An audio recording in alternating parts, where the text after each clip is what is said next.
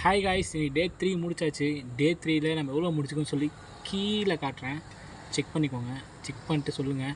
ஆமாம், நான் 1300 தான் ஓட்டிருக்கேன், இல்லை 1400 தான் ஓட்டியிருக்கேன். 1400 ஓட்டி முடிச்சிருக்கோம். நான் ஓட்டல, 700 தான் நான் ஓட்டினேன். 500 ஜாயினிங் போனஸ், 200 இன்சென்டிவ் அப்படி கொடுத்துட்டானுங்க. ஓகே, சந்தோஷம் சொல்லி வாங்கிக்கினேன். அடுத்து என்ன பண்ண போகிறோம்?